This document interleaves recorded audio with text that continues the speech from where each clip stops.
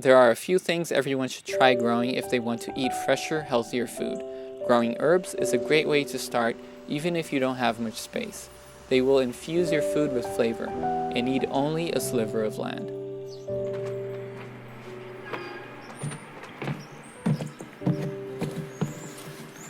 Parsley is one of those herbs that you really need in your garden. It's a very versatile herb that you can use in many dishes, and it's strong enough to show its flavor, but at the same time it's versatile enough to blend in with any other seasoning you might have. So I like to have parsley always growing, and the best thing about parsley, it's biannual, so it will grow for an extended period of time, unlike cilantro, which tends to bolt and is usually a disappointment. Parsley delivers. It is also a more widely appreciated herb, even if considered somewhat neutral in flavor. As a comparison, cilantro has strong scent and flavor, and as such is either loved or hated by people. Parsley doesn't usually elicit strong emotions of love or disgust, but that can be a good thing. The hardest thing with growing parsley is to actually get it growing. I find that the best way of getting strong plants is to sow seeds in early spring after the danger of frost is past, keeping the soil watered until the seeds germinate.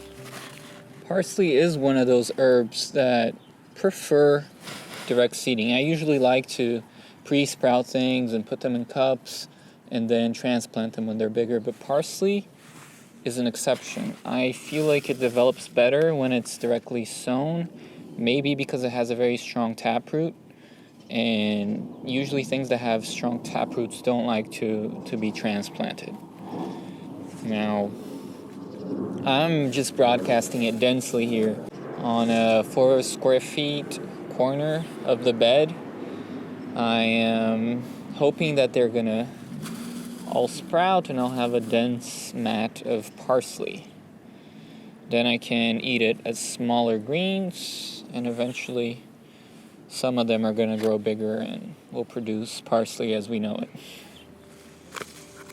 The most annoying thing about parsley is that it takes a while to germinate.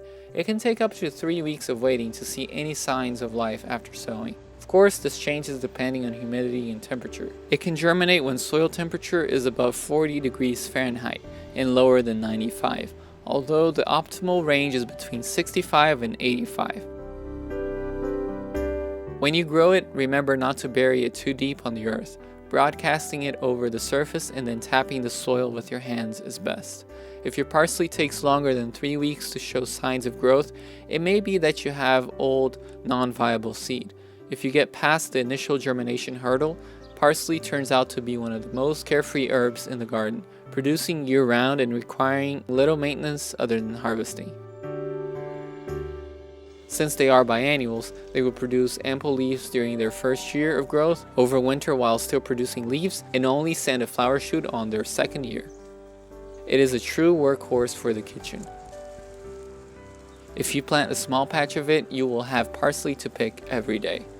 I did add thin successive layers of grass clippings every week since sowing, and that may have caused my parsley to sprout faster in about a week, showing its first true leaves in just 2 weeks. As the temperatures rose, the parsley looked better and stronger with each passing day. It's hard to believe that about 60 days exactly to the date is when I sowed this bed here, and just seeing the lush growth ever since.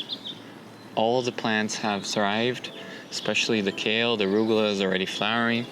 The parsley is starting to give. I know I'll get several harvests from this, but just seeing this stage is really encouraging. In reality, there was no need for me to grow the parsley inside a protected bed, since I've noticed groundhogs do not bother it. I had done so because I knew I needed to get it growing as fast as possible in early spring, and this was the only bed I had available to grow anything at this point. In subsequent years, I will grow it out in the open in another bed, but for now it would serve me well in the kitchen. Coming up in the next block, I will plant another great herb you should have at home right after this commercial. If you're loving the video and would like to help me produce more, you can purchase an original painting from my Etsy shop or support me through Patreon. Your direct support is the reason why I have been able to produce 2 episodes a week during the spring, so thank you. There is another herb that I think is an essential part of every garden.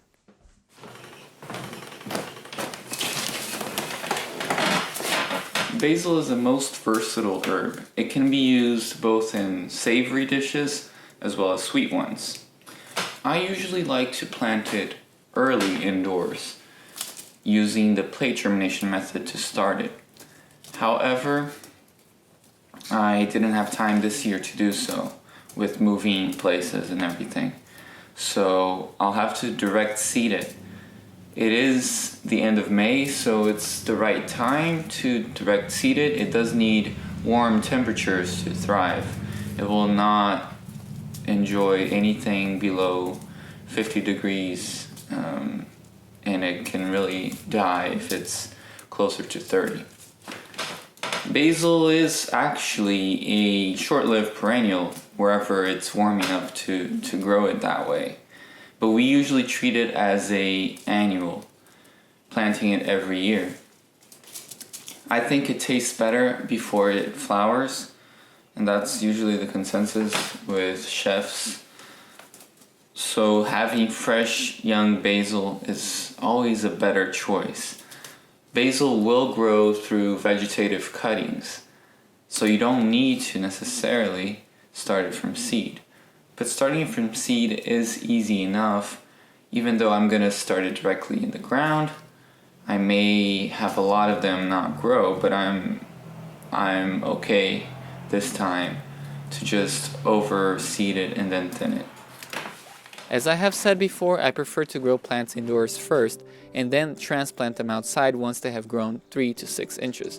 This gives me more control of where plants will grow and usually gives me more of a success rate with establishing any plant. I prepared this extra bed yesterday.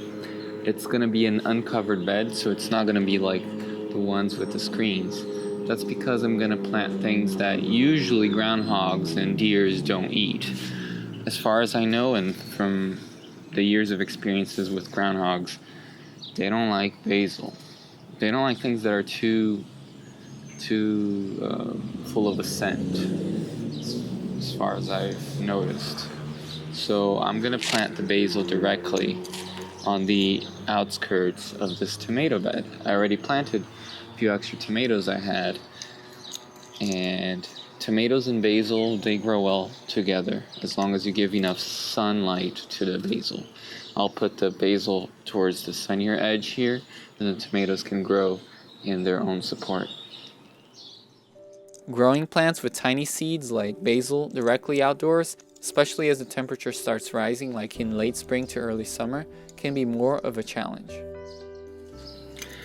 You actually don't want to make your trench too deep.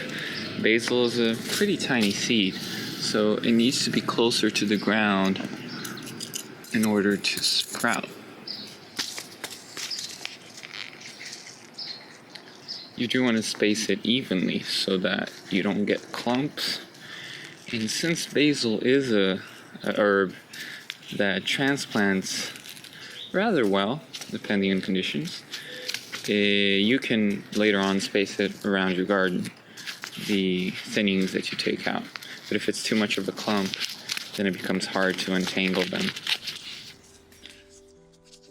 The main issue with growing basil outside is that on a sunny and hot day, you run the risk of the top inches of soil drying up. Since the tiny basil seeds need to be placed near the surface to properly sprout, this adds to the challenge. Keeping the soil moist until they do germinate is paramount. The good thing is that basil germinates rather fast, as long as you are dealing with fresh new seed.